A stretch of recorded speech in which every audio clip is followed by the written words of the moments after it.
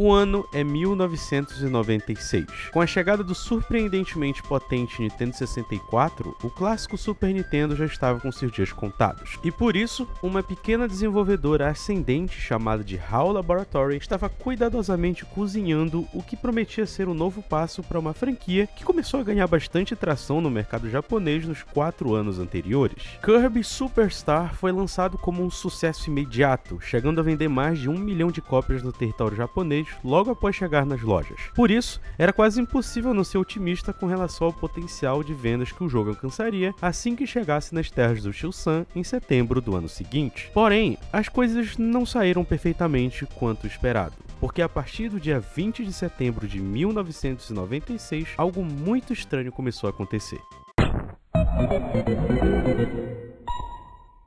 Primeiro, um garoto chamado Brent Cole é encontrado sem vida em sua casa. A investigação da polícia concluiu que a sua condição não foi ação de ninguém além de si mesmo. Algo bem curioso, considerando que o garoto não demonstrava sinais de depressão ou qualquer outra indicação de que iria acabar ferindo a si mesmo daquela forma. A resposta para essa incógnita foi encontrada nos dias seguintes a esse acontecimento, à medida que diversas outras crianças ao redor do território estadunidense começaram a apresentar os mesmos comportamentos perigosos e autodestrutivos.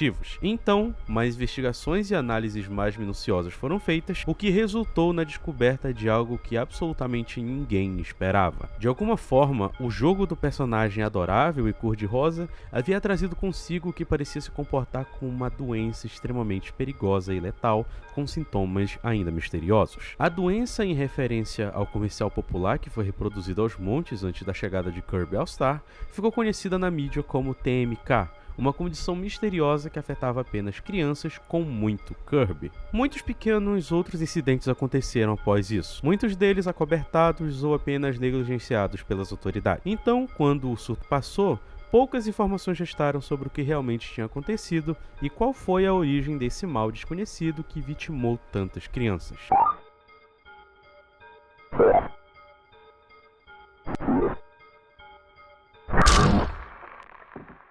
Bom, hoje a gente tem todas as informações necessárias e elas não pintam um quadro muito bonito. Curiosamente, tudo começa com Brent Cole, mais especificamente na sua família, pois o garoto, a primeira vítima pública do TMK, era filho de um membro do alto escalão da equipe do desenvolvimento do Kirby Superstar. Apesar de não termos o nome exato dele, a gente pode considerar que o nosso querido King Dedede se chama Sr. Cole. Durante o processo de desenvolvimento do jogo, o Sr. Cole trabalhou com um indivíduo identificado apenas como Beta Tester 1, um rapaz com um comportamento bem esquisito e totalmente obcecado pelo próprio trabalho. Ele teria ganhado experiência no ramo de Beta Tester durante sua passagem nos escritórios da SEGA alguns anos antes. Porém, o seu real interesse estava na descoberta que teve enquanto vasculhava os dados do jogo em que trabalhavam. Lá dentro, escondido quase de forma estratégica, estava um pequeno bug, uma anomalia na programação. Essa pequena coisa, chamada na época de Kirby 06, mudaria a vida do Tester 1 para sempre. Havia alguma coisa nesse bug que o fazia parecer algo a mais para o Tester 1, alguma coisa magnética e quase corruptiva que fazia o rapaz desenvolver uma obsessão, um desejo profundo e anormal por algo que, bom, ficaria na obscuridade por um tempo. Devido ao seu comportamento errático e por colocar todo o trabalho da TFC em risco, o Tester 1 foi totalmente cortado do projeto. De todo modo, como ainda haviam pontas para serem aparadas antes do lançamento do jogo, outro tester foi contratado no lugar, um rapaz chamado Donnie Smith. Ele era, inegavelmente, um trabalhador bem mais colaborativo do que o Tester 1, porque mesmo após descobrir a existência do Kirby 06 dentro do jogo, ele não recusou a ordem que recebeu do Sr. Cole em simplesmente ignorar aquele bug irrelevante e simplesmente lançar o jogo da forma que estava. E assim ele fez. Bons soldados obedecem ordens. Talvez o mesmo seja válido para trabalhadores de escritório, ou trabalhadores no geral. O único problema era que nem Donnie ou Cole sabiam o peso real daquela decisão, principalmente porque ao permitirem que o jogo fosse lançado daquela forma, eles permitiram que o Kirby 06 se espalhasse, levando consigo diversas vítimas e ganhando o nome TMK no processo. O pior de tudo é que as coisas não pararam por aí, pois apesar de alguns incidentes envolvendo o TMK terem sido descobertos, existe um detalhe muito importante que acabou passando desapercebido pelas autoridades, que é o fato de apenas crianças terem sido infectadas com a doença, mesmo que o jogo não tenha tido contato exclusivamente por elas. Mas por que isso aconteceu? Talvez uma ironia cruel do vírus ou apenas uma coincidência bizarra? De qualquer modo, se apenas crianças serem vulneráveis ao TMK é a regra, existem exceções, e o próprio Donnie é uma delas. Após um interrogatório intenso feito pelo Sr. Cole, o Donnie acabou revelando de forma particular que estava infectado com TMK desde o momento que começou a trabalhar com o jogo, e por causa disso, era especificamente difícil conseguir separar o que era a realidade e o que eram as alucinações causadas pela doença. Nesse processo, de alguma forma inexplicável, o vírus fez o Donnie ver o que realmente aconteceu com o funcionário que veio antes dele, o primeiro a reconhecer a existência do Kirby 06. Após o Tester 1 ser admitido dentro da TFC, começar a trabalhar no jogo e conhecer o Kirby 06, ele começou a desenvolver uma profunda obsessão em se tornar algo semelhante ao Bug. No entanto, como a gente sabe, ele acabou sendo demitido por mexer demais nos dados do jogo e praticamente não temos nenhuma outra informação sobre ele depois disso. Ao menos era o que muitos pensavam, ou melhor, era o que eu pensava até o fim verdadeiro da segunda temporada. Na verdade, foi até uma falha absurda minha não ter esperado ela terminar de fato para poder fazer um vídeo teorizando em cima das informações que a gente tinha. De qualquer forma, aqui estamos fazendo uma última visita a essa série incrível que com certeza vai ficar no hall da fama do nosso humilde canal. Então, sem perder mais tempo, bora dar uma olhadinha no final da segunda temporada e também entender um pouco melhor sobre o que veio depois. Começando por...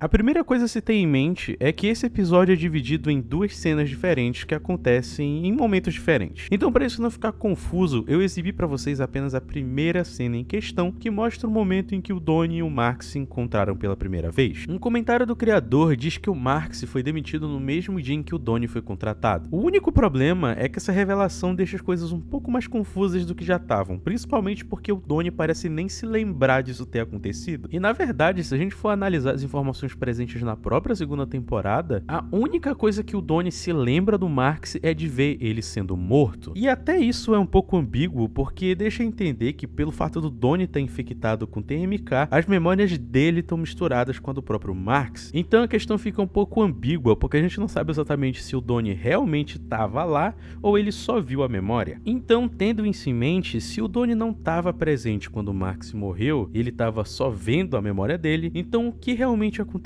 na cena exatamente? Porque desde o segundo episódio da segunda temporada, tudo que a gente está vendo é fruto das alucinações causadas pelo TMK na mente do Donnie depois dele ter sido drogado pelo Sr. Cole. Até faz sentido o Donnie alucinar com a imagem do TMK, até porque ele é a própria doença causando aquilo. Porém, quando se trata do Marx, as coisas também ficam um pouco complicadas, porque o Marx parece consciente, quase como se ele de fato estivesse existindo dentro da cabeça do Donnie. Mas vamos com calma, porque é muito fácil a gente associar isso a algum tipo de possessão, algo parecido, mas eu vou logo adiantar que, na verdade, não tem nada a ver com isso. Mas pra gente de fato entender melhor o que tá acontecendo, bora assistir a cena que tá acontecendo no presente.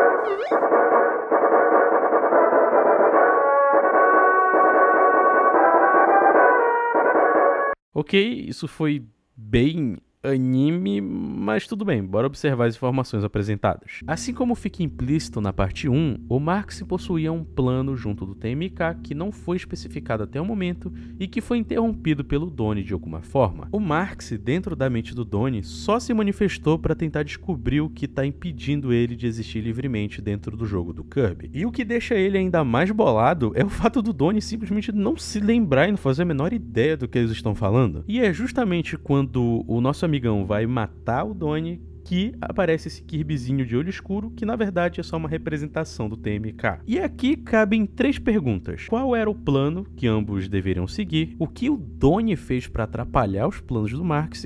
E o que realmente está acontecendo? Bom, bora assistir os 5 últimos episódios da série e tentar tirar algumas respostas para essas 3 perguntas.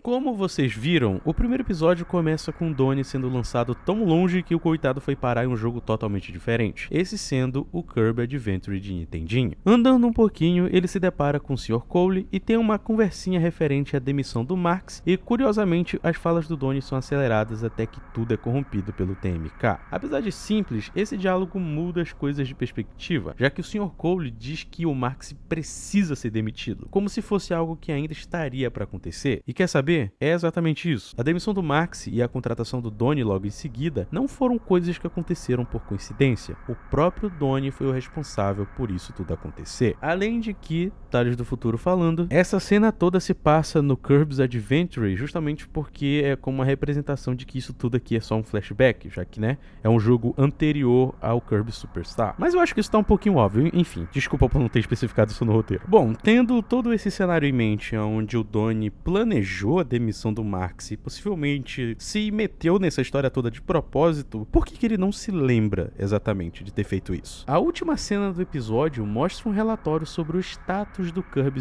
06, especificando seus sintomas e as 2 pessoas que tiveram contato com ele. Os sintomas incluem acromatopsia incompleta, ilusões, perda de memória e suicídio. A perda de memória explica o motivo desse detalhe importante da história não ser lembrado pelo nosso protagonista, assim como as ilusões são os motivos para qual ele vê tudo como se fosse o jogo do Kirby. Porém, algo a mais aqui é interessante. Logo ao lado, quando são exibidos os dados referidos à situação dos beta testers, é mostrado que o tester 1 está morto e o tester 2 está infectado. É fácil assumir que o Donnie já estava infectado com o TMK, mesmo antes de assumir o desenvolvimento do jogo. E isso é claro levando em consideração que o que está sendo apresentado nesse relatório aí está falando sobre o período do flashback, não do presente. E por falar no presente, bora se afastar um pouquinho mais dele, porque o segundo episódio da temporada nos apresenta outra memória corrompida.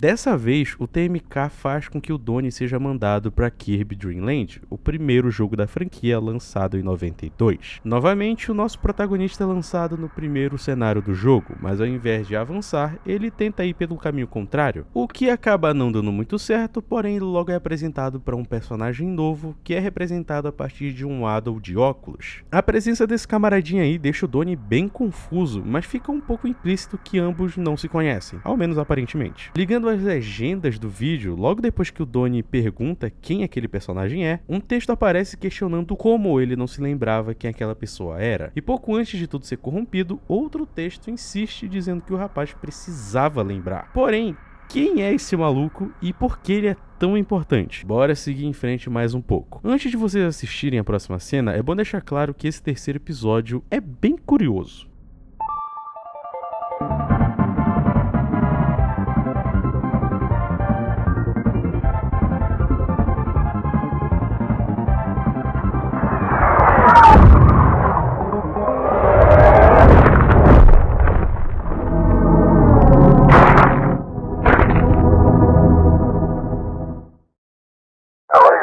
I promise you, this isn't the way. Why don't we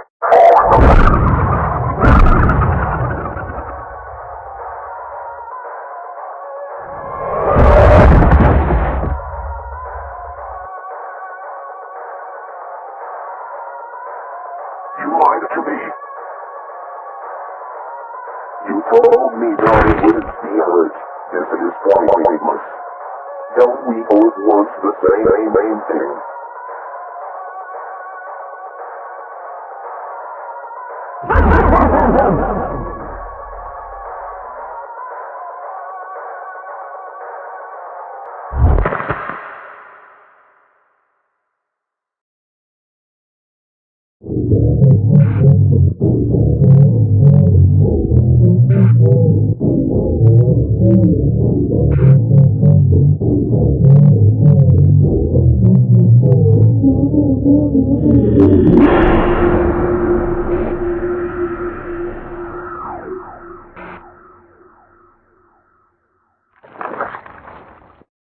Eu usei o termo curioso, mas eu deveria ter dito loucura, porque aqui existem detalhes que aos poucos foram me deixando bem perdido na história. Aparentemente, é implícito que tanto o Marx quanto o TMK estavam de fato trabalhando juntos, mas por algum motivo o TMK demonstra se importar com o Donnie. Tanto que ele não só fez um acordo para que o nosso garoto não fosse ferido, como também ele está forçando o Donnie a reviver essas memórias apenas para o manter seguro. E isso é bem esquisito, porque até o momento tudo que a gente viu foi o TMK fazendo desgraça na vida dos outros. Então por que teve essa mudança de personalidade do nada? Essa não é a única pergunta que fica no ar nesse vídeo, porque nos segundos finais, pouco antes do Marx finalmente encontrar o Donnie, a gente pode ver que o TMK continua insistindo em fazer ele se lembrar de quem é aquela pessoa, quase como se fosse crucial que ele recuperasse as memórias perdidas. Mas aqui fica novamente aquela pergunta: por quê? Dentre todos os episódios dessa temporada, o quarto é o mais deslocado de todos. Porém, isso não faz as informações presentes nele serem menos importantes, já que aqui a gente tem detalhes muito relevantes sobre o que diabos aconteceu para o Marx estar presente dentro das alucinações do Donnie.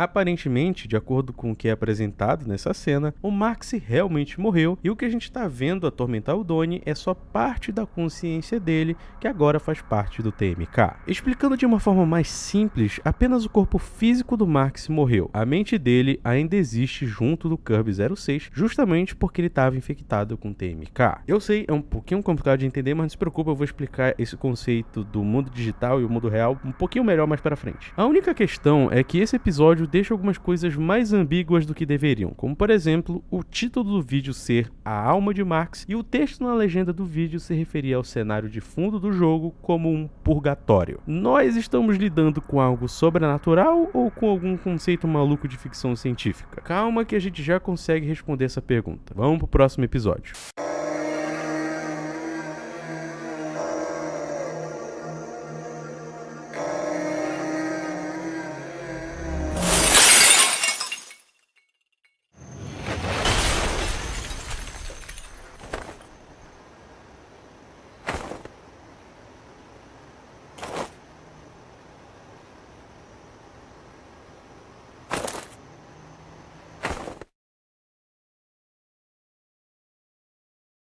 Ah, isso foi bem direto ao ponto, mas tudo bem, não tem problema. Ao menos agora a gente tem um ponto extremamente importante para a história, que é a descoberta de que o Donnie tem um filho, ou ao menos tinha. E sabe o que talvez seja o mais interessante dessa situação toda? É que essa não é uma informação jogada do nada, porque a gente já tinha algumas dicas disso durante a primeira temporada. Caso tu não se lembre, a história começa nos mostrando a morte de dois personagens que pareciam ser muito importantes. O Brent Cole, que é o filho do chefe do Donnie, e um garoto desconhecido que, coincidentemente, foi apresentado usando óculos. Além disso, durante a segunda temporada, quando Cole invade a casa do Donnie atrás de respostas sobre o TMK, adivinha o que ele encontra lá dentro? Sim, um par de óculos quebrados. Diante a essas pequenas dicas que passaram desapercebidas pela nossa cabeça, é totalmente justificável que em nenhum momento esse garoto tenha sido citado diretamente. Afinal de contas, a gente não pode esquecer que o principal sintoma do TMK é justamente a perda de memória. E aqui entra o questionamento. Por que o Donnie precisa se lembrar do filho dele especificamente para conseguir derrotar o Max? Bom, aqui que entra a maior pegadinha de todas. Eu sou o Thales do futuro e eu vou meio que sair totalmente do meu roteiro aqui, porque no exato dia que eu tô gravando esse vídeo, há 3 horas atrás, o maldito do Maple Riot lá, sei lá, esqueci o nome do criador, ele lançou um episódio novo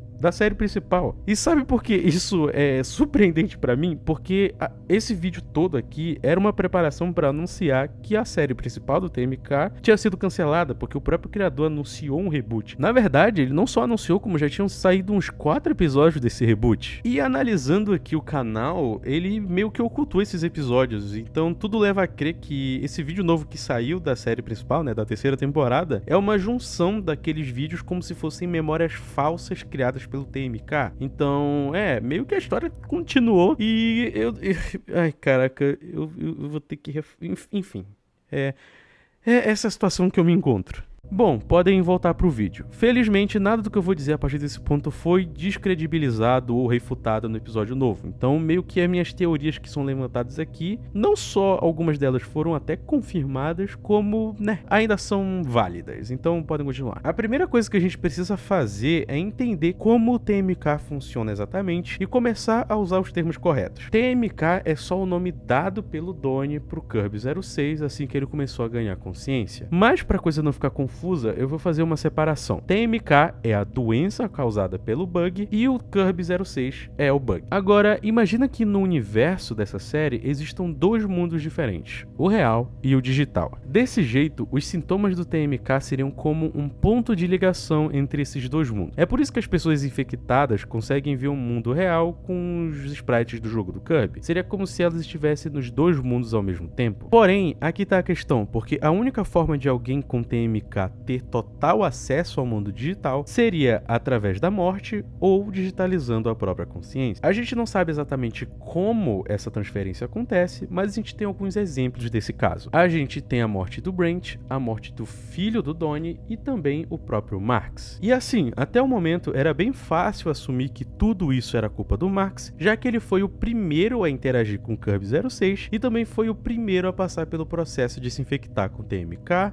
morrer e ir para o mundo digital. No entanto, essa terceira temporada nos dá algumas informações que fazem as coisas mudarem um pouco de perspectiva, já que bem antes de tudo isso acontecer, o Donnie já planejava substituir o Marx e, acima de tudo, apesar de a gente não saber exatamente quando o Donnie se infectou com o TMK, ele já possuía consigo um medicamento experimental da própria Nintendo para se manter vivo, quase como se ficar infectado com o TMK também fizesse parte do plano. Mas aqui tá a questão, como a Nintendo preparou uma medicação para o TMK tão rápido e por que o Donnie já planejava substituir o Marx? Talvez o nosso foco não devesse estar na Nintendo, mas sim nessa TFC, que é a empresa dos beta testers. Considerando que eles são um grupo que tem aquelas regras totalmente absurdas de sigilo que podem resultar em extermínio da pessoa, é bem provável que eles estavam bem interessados em estudar as capacidades do Kirby 06. Claro que sem ter plena noção do que ele seria capaz de fazer quando fosse livre. Tendo isso em mente, é bem provável que o Donnie foi propositalmente plantado na divisão do Cole para estudar e analisar o Kirby 06, porém, eles não contavam com o fato de que o Bug acabaria se afeiçoando ao Donnie. E apesar de eu dizer que essa mudança de personalidade do Kirby 06 de alguém que só faz desgraça para alguém que se importa com o Donnie ser algo repentino, na realidade, na temporada anterior, ou na primeira, não lembro exatamente, a gente viu que os dois têm uma relação até meio que amigável. Não é à toa que o TMK acreditava que o Donnie era o único capaz de responder as perguntas de quem ele era e qual o motivo dele ter sido criado. Foi justamente por desejar essas respostas que o Kirby 06 se aliou ao Marx, que no caso estava muito mais preocupado com a sua vingança pessoal contra o Donnie do que se importando em ajudar um conjunto de códigos a curar sua crise existencial. E é basicamente esse o estado em que a história se encontra no momento. Nós temos o Marx tentando a todo custo matar o Donnie ou ao menos tirar respostas dele. Temos o Kirby 06 dando o máximo de si para fazer o Donnie se lembrar do próprio filho. Temos um filho desconhecido e muitas, mas muitas perguntas para serem respondidas. Eu até queria terminar esse vídeo de forma realmente mais conclusiva, mas no fundo eu até fico feliz que o conto do Donnie e o TMK ainda tem muito a nos mostrar.